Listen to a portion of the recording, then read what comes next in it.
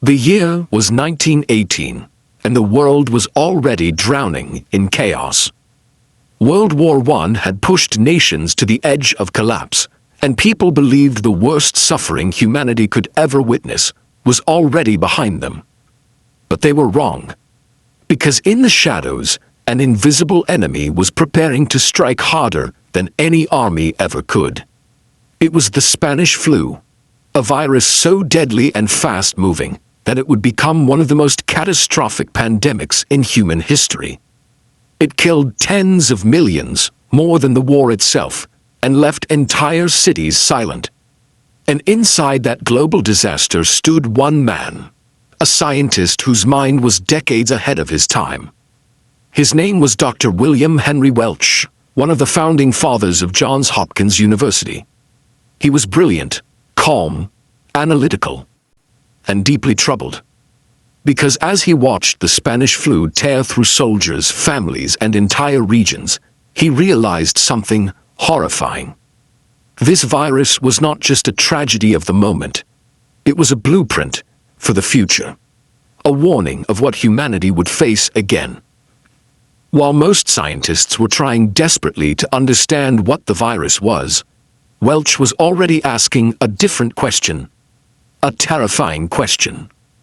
What comes next? What happens after this pandemic ends? Will humanity ever be safe again? His answer would shock even the medical world of his time. Welch began studying every detail of the flu's spread, every mutation, every wave of death that rose and fell like a tide. And the more he learned, the more convinced he became that something even worse was coming. He wrote that respiratory viruses had the ability to adapt faster than human medicine. He predicted that in the future, global transportation would help a virus travel faster than any in history. He warned that hospitals would be overwhelmed, that governments would be unprepared, and that society would panic. He described, in shocking detail, the same patterns the world would experience again, over a century later, with COVID-19. But no one wanted to listen. People were exhausted. Millions had died. The world wanted hope, not warnings. So Welch's words were dismissed as pessimistic, exaggerated, or simply impossible. How could any future disease be more deadly, more disruptive, more terrifying than what they were already experiencing? Humanity believed it had learned its lesson. They believed a tragedy like the Spanish flu could never happen again. Welch disagreed. He insisted that pandemics follow cycles, and that nature has no memory of human suffering. He believed that a virus, perhaps not the same one, but a new one, would one day emerge with the exact qualities needed to shut down the entire world. A virus that would not care about borders, wealth, armies, or technology. A virus that would move through crowds, through cities, through countries, faster than the world could respond. And all it needed was time. In late 1918, as he examined the lungs of flu victims, Welch noticed something that terrified him. The virus wasn't killing people in the way normal influenza did. Their lungs were shredded, as if burned from the inside. Many victims died within hours of showing symptoms. Welch realized the virus had mutated, become stronger between waves of infection. It wasn't a single disaster. It was a series of attacks, each deadlier than the last. He wrote that any future pandemic would behave the same way. It would come in waves, confusing scientists and overwhelming hospitals multiple times. And he warned that modern medicine, no matter how advanced, could still be blindsided. His predictions were not dramatic guesses. They were based on patterns he observed in real time, on hard science, on the brutal reality unfolding before him. But the world, healing from war and disease, refused to accept the possibility of another nightmare. Politicians insisted the pandemic was a once-in-a-century catastrophe that could never repeat. Newspapers declared victory. Leaders pushed people to return to normal life as fast as possible. Welch's warnings were drowned out by the sound of celebration. Decades passed. Welch grew older, but he continued teaching, researching, and writing. His students later said he spoke often about the fragility of human health, how quickly society forgets, how easily people believe they are safe simply because time has passed. He feared that humanity's confidence would someday become its downfall. And he knew one truth better than anyone. Viruses survive by evolving.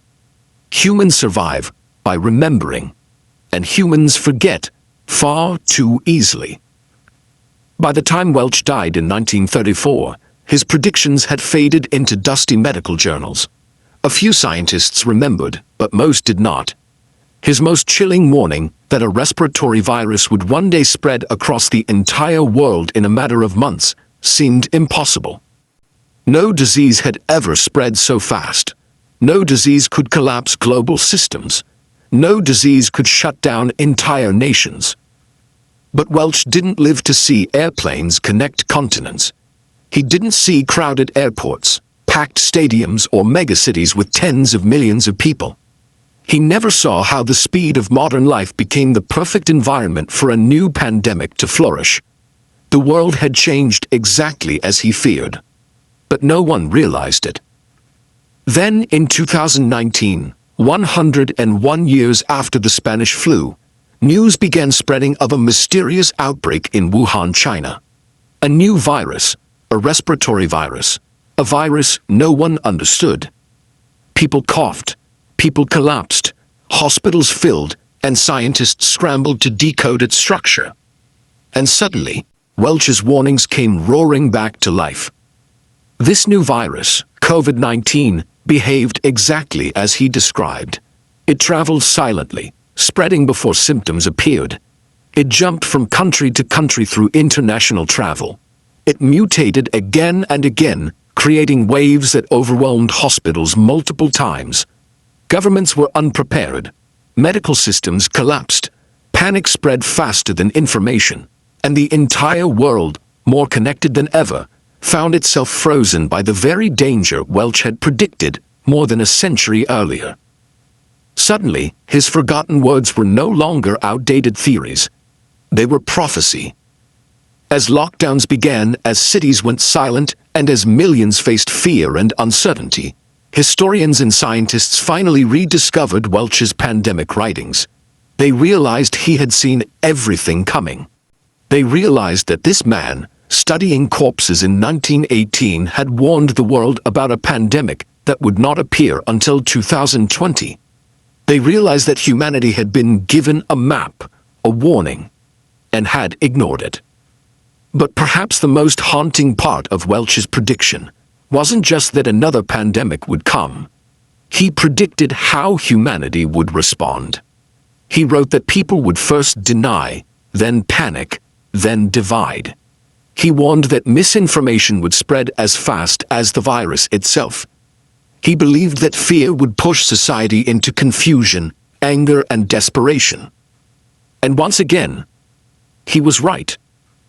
COVID-19 did not just reveal the power of a virus. It revealed the weaknesses of human memory, the fragility of systems, and the cost of ignoring those who understand science deeply.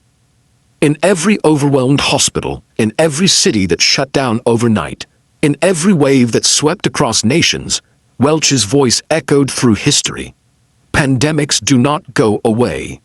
They return. Today, researchers look back on his work with a mix of awe and regret.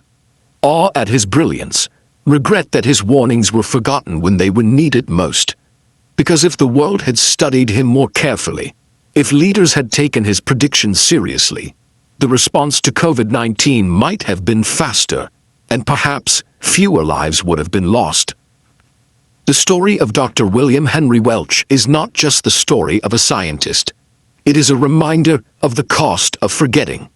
A reminder that history does not repeat itself, but it rhymes. The Spanish flu and COVID-19 are separated by a century, but they share the same lessons. Lessons Welch tried to teach the world long before it was ready to hear them. And the final question remains, one that would trouble Welch if he were alive today. Will we listen this time? Or will the warnings of our era also be ignored waiting for the next disaster to prove them right. Because if Welch taught humanity anything, it's that pandemics are not history, they are patterns. And patterns always return.